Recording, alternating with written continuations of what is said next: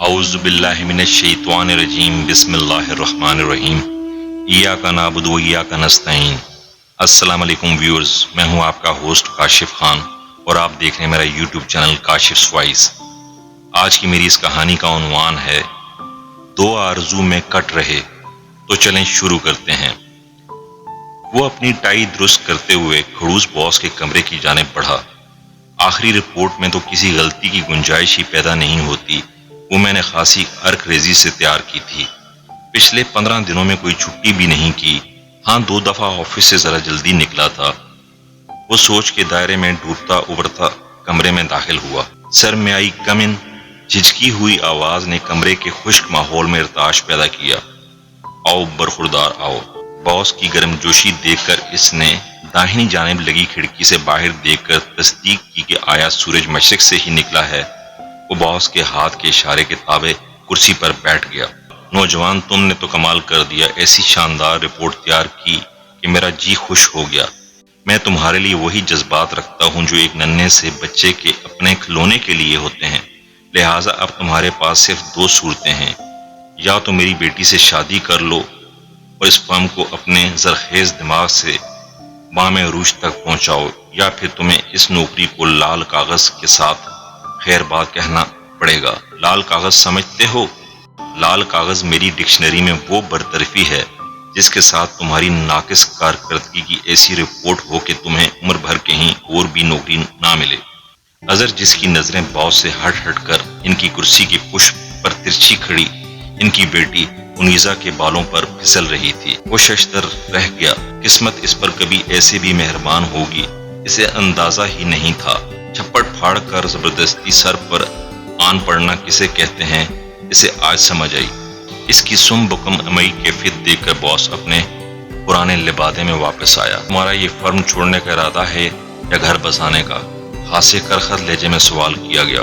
اظہر نے سیدھا جا کر باس کا سخت ہاتھ تھاما اور آنکھوں سے لگا لیا۔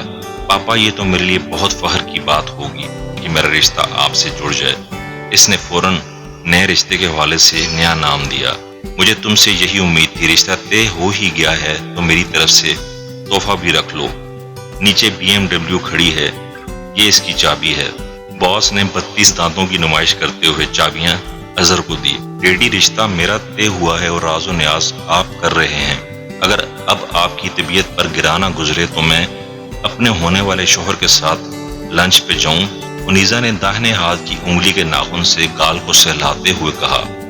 یہ بھی حسن کی ایک ادا ہے، اور اب نہ جانے کتنی ادائیں مجھ پہ بجلیاں گرائیں گی۔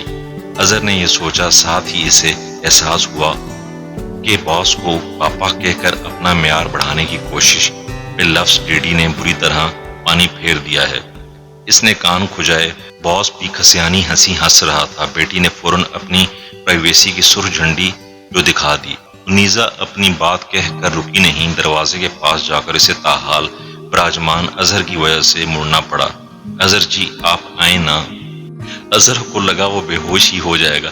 کہاں تو یہ باپ کو بھی لفٹ کروانے والی نہیں، اور کہاں اظہر کے لیے آنکھوں میں دنیا بھر کا پیار سموئے انتظار کرتی نظر آ رہی تھی، اور اظہر کے نام کے ساتھ جی کا لاحقہ۔ آہا، اچھا تو یہ قصہ ہے۔ بیٹی مجھے دل دے بیٹھی ہے اور باپ اب اسے ارینج میرج کی شکل دینے کی کوشش کر رہا ہے۔ خود اعتمادی کا پرندہ کہیں دور سے اڑ کر اظہر کے جسم میں حلول کر گیا۔ اس نے تمسخرانہ انداز میں باس کو دیکھا اور فاتحانہ چال سے دروازے کے پاس پہنچ گیا۔ ایک خوشگوار سی مسکراہٹ اس کے ہونٹوں پر کھیلنے لگی۔ یہ وہ لڑکی تھی جو دفتر میں آتی تو کوئی نظر بچا کر بھی دیکھنے کی کوشش نہ کرتا۔ اس کا نخرہ اور انداز دوسروں کو تم بھی کرنے کے لیے کافی تھا۔ وہ دونوں آہستہ آہستہ چلتے باہر آ گئے۔ سورج بادلوں میں چھپ چکا تھا۔ ٹھنڈی ہوائیں طیبہ کے بالوں کو اظہر کی پلکوں تک اچھالتی لے جا رہی تھی۔ اظہر کو احساس ہوا کہ اپنی ادھوری زندگی میں جس چیز کی کمی اس نے آج تک محسوس کی وہ صرف انیزا کے وجود کی تھی۔ اس کے وجود سے اٹھتی مہک اظہر کی سانسوں کو مدہوش کرنے کے لیے کافی تھی۔ سامنے لش پش کھڑی BMW نے اسے حقیقی زندگی میں لا پھینکا۔ دارالعمان میں پڑھا شخص ایسی گاڑی کے خواب دیکھنے سے پہلے بھی سوچا کرتا ہے، وارے تیری قسمت۔ سمجھ نہیں آ رہی تھی کہ کس چیز پہ پہلے اش اش کرے۔ اس نے آگے بڑھ کر انیزا کے لیے दरवाजा खोला। अंदर बैठते ही उनीजा की जल तरंग आवाज कानों में गूंजी, मैंने बनी गाला जाना है।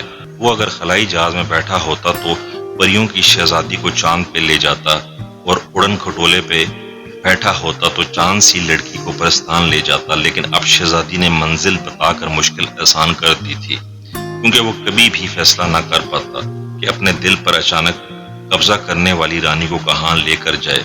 वो इतना पुरएतमाद था कि गाड़ी चलाते इसे एक लम्हे को भी अपनी टीचर मोटरसाइकिल याद न आई, जिसे वो 1 घंटा दौड़ाता तो वो 2 घंटे सांस लेने को रुक जाती।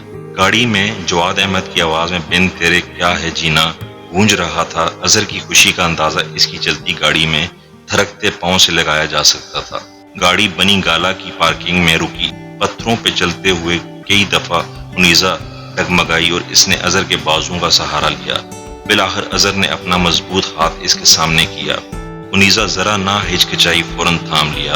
अब वो पानी के पास खड़े थे। पानी के किनारे पे खुदरो पौधों की कितार और इन पे सुनहरे फूलों की बहार ने फिजा को रंगीन बना दिया। राफ में लगे पेड़ों का ठंडा साया अजहर को बताने लगा कि फानी दुनिया खत्म हो चुकी है और अब वो जन्नत में है। पूर्व पहलू में खड़ी इस पे फरिश्ता है। अचानक उनीजा ने अपनी बाहें अजहर के गले का हार बनाई।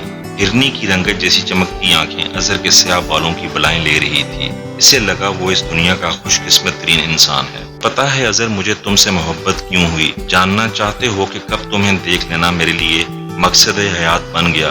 कब तुम्हारे शानों पे झूलने की ख्वाहिश में मेरे कदम लड़खड़ाने लगे? मदहर ले जाए मोहब्बत का एतराफ करने के लिए थरक रहा था। गालों पे हया ने गाजा बखेर दिया। आंखों से चार थी, लेकिन पलकें महबूब की मुर्तकिज निगाहों से लरजने लगी। अजहर का सारा जिस्म सुनने को बेचैन हुआ। दिल में गुदगुदी सी महसूस हुई। इसकी आंखों में बेकरारी ने सांस लेना शुरू कर दी। सांस तेज हुआ, सांस मजीद तेज हुआ। ट्रन ट्रन ट्रन ट्रन घड़ी हिल हिल कर सुबह के 9 बज जाने का शोर मचा रही थी। तो व्यूअर्स, कैसी लगी आपको आज की हमारी ये कहानी? ऐसी ही अच्छी कहानियों के लिए हमारे साथ जुड़े रहें। मेरे YouTube चैनल को सब्सक्राइब करें, बेल आइकन को दबाएं, लाइक करें, शेयर करें, कमेंट करें।